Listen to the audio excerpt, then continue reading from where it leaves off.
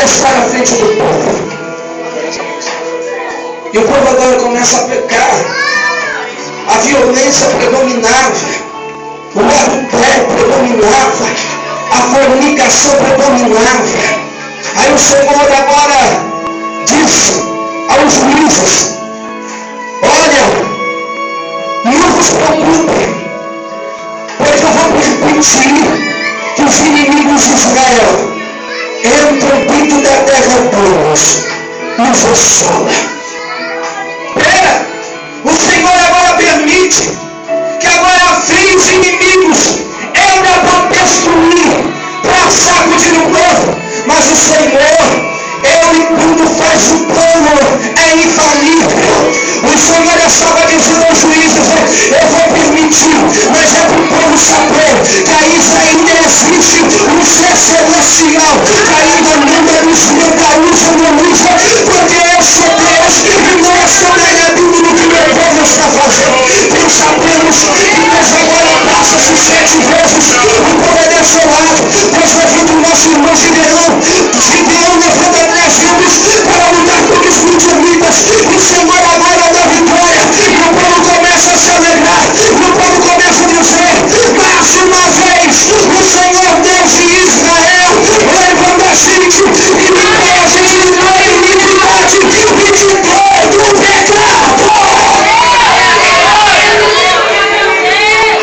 Nasce Sansão.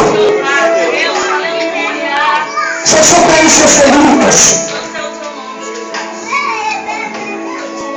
Sansão entrega de bandeja o seu segredo. Mas quando ele está lá dentro do templo, ele começa a fazer o que ninguém nunca fez na vida. Ele começa a falar: Deus Israel, dizer que Deus Israel, conceda a mim mais orações, agora eu sim, eu não te orar. Senhor, me conceda mais uma vez uma chance, porque ainda há de mim a esperança que o Senhor vai conceder a mim para destruir esse povo que tem desolado o meu povo. O Senhor agora começa a falar: eu tenho ouvido a minha oração que prepara. Ele começa a olhar, o povo começa a olhar para Sansão e vê o cabelo dele crescendo, os seus olhos começam a ter visão. Ele estava assim, sabe? Mas ele estava com a visão do céu, a visão espiritual. Abre mais uma vez. Aí o Senhor diz assim: tu tem força, tu tem palavra, então receba. Ele pega as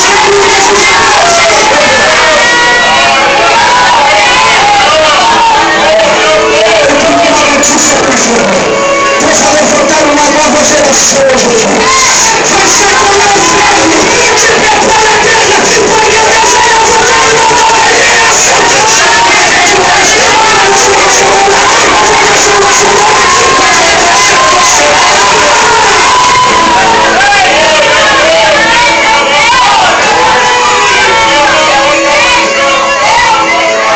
Então, passa-se esse período obscuro da história de Israel.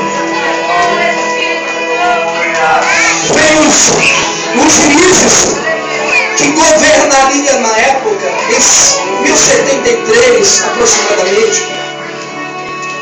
Quando chega próximo de 1050 aproximadamente, a Bíblia diz que levanta-se o último juiz, e agora é sacerdote por nome de Deus. Ele começa a conduzir o povo. Ele fica de posse da arca da aliança. Fica na tenda da congregação, cuidando da arca da aliança, cuidando de tudo, cuidando dos bens do povo de Israel. Porém, ele começa a olhar mais além, e em seu coração começa a subir o desejo de comer as gorduras que os holocaustos de sacrifício. Então foi assim. Ele começa a comer, ele começa a engordar ao extremo, começa a perder a visão. E nesse momento, os seus sucessores, porque a linhagem era de pai para filho, então seus filhos, Ofni e Finéias, eles começam a tomar a frente. Os moços estavam vivendo a vida em barganha com Deus. Um dia estava dentro do templo, outro dia estava fora dentro do boteco, tomando bebida e se prostituindo. E quando não iria para a guerra, levava a arma da aliança. E eles pensavam que eles estavam ganhando porque eles estavam na frente. Não era por causa disso, é porque a presença de Deus estava no meio deles e ainda existia pessoas com o coração aberto para receber a presença de Deus.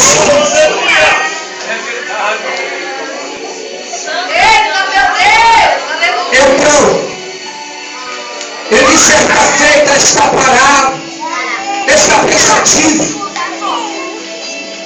E nossa irmã Ana concebe um menino por nome Samuel.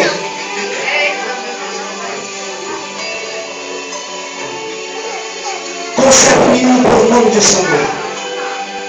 Ele pega ele, começa a cuidar. O voto de Ana seria o seguinte: que o Senhor desse a ela o menino, ela daria a ele de volta. E quando desse o período, que passasse o período de amamentação, ela pegaria o menino e daria ao templo, ao sacerdote da época, que seria eu. Eu não passo esse período.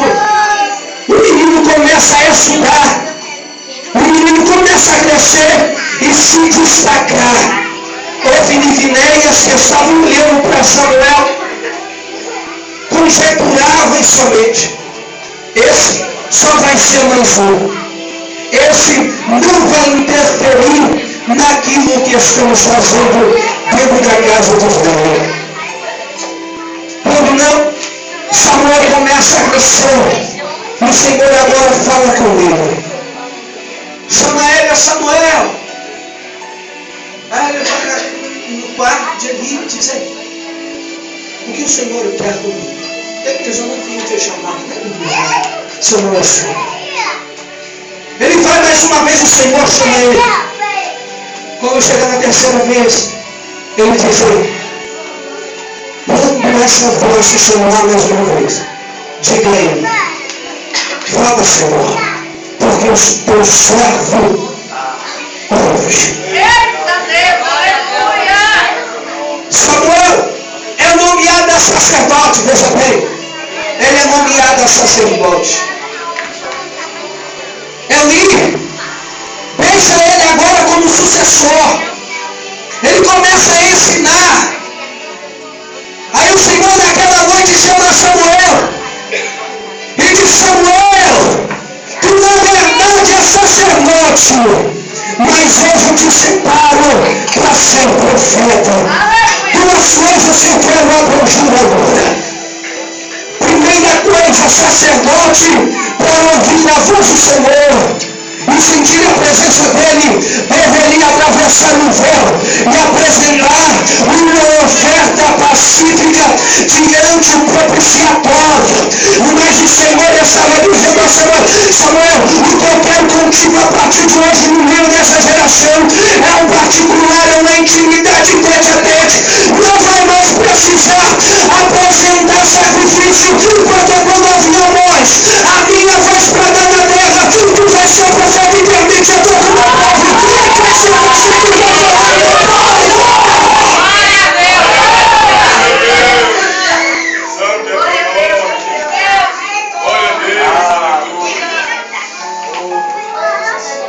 aí se talvez você chegou aqui questionando o Senhor qual é a sua chamada, não se preocupe, porque talvez a noite do dia o Senhor tire teu cargo de sacerdote e te dê um mistério para ser profeta.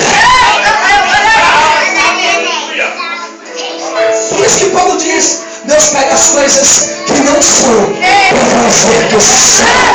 Deus pega as coisas que são segundo para nos mostrar que são.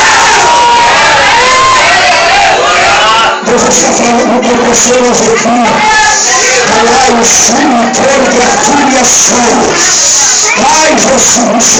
Então, querido Samuel, ele começa a conduzir o povo, ele passa a ser o líder desse povo. Então Samuel começa a observar, e aí o Senhor começa a observar mais ainda, com clareza, e mostrar a Samuel o que o povo estava fazendo. O povo deixava de adorar ele, para adorar a imagem. Então vai um dia, capítulo 3 de 1 Samuel, a Bíblia diz que Finéias, ele sai com a arca da aliança, com mais ou menos 29 mil homens, ou 30 mil homens de Israel.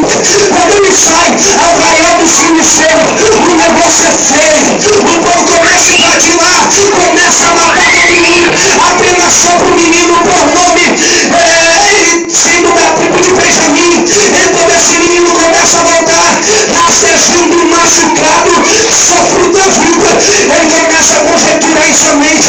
Olha, talvez se eu ficasse lá na guerra, eu louvaria meus irmãos, mas tem pessoas lá dentro de Jerusalém que estão me esperando para ouvir as boas novas, e as boas novas não são boas, porque levaram a nossa arca, levaram a nossa esperança, levaram a arca da aliança. Então o menino volta, o atalaia que está na torre de Jerusalém começa a olhar ele de longe, começa a trocar a trombeta e dizer: lá vem um homem de guerra, lá vem um homem de guerra.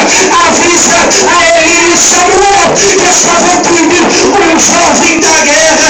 E quando não, esse moço entra dentro de Jerusalém, o povo começa a olhar para ele e quem só pensa: você fugiu da guerra, o que aconteceu?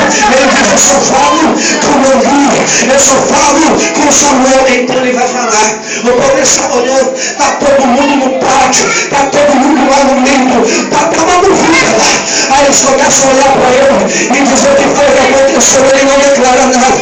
Aí ele diz: ele declara em mim o que aconteceu. Ele diz: olha, levaram a arca da aliança, mas pagaram seu filho Finéias, seus filhos. Aí ele não se comove, mas ele abaixa a cabeça, e quando ele abaixa a cabeça, ele cai e ele pegou o pescoço. A mulher de Finéias sai grávida e concebe o menino por nome e acabou. Que declara aí em cima de uma etimologia que a glória se foi, que a glória se foi, que o poder se foi. Deus se distanciou. Meu Deus, Aí eles olham para eles e dizem: peraí, o povo está bem sendo desmanchado. O povo não está mandando você. O povo não quer compromisso. Mas eu tenho um jovem benjaminita, eu fui buscar. Antes ele sai para a guerra, ele chamou o Finéias e disse: vamos orar ao Deus de Israel para conceder a vitória a nós. E sabe o que eles disseram? aleluia. Não precisamos. Quem está à frente do povo somos nós. Aqui somos nós. Agora eu vou no mundo, mas eu tenho uma palavra de Deus para te declarar em você. Hoje o leão da tribo de Judá, que segundo a etimologia significa o governo dos adoradores, está se levantando para se governar nessa terra. Você não entendeu? O governo humano vai passar, e o verdadeiro rei, o verdadeiro governador, o verdadeiro juiz, o verdadeiro sacerdote fala para você nessa história da vida, para dizer o governo. Ele ainda está dentro desse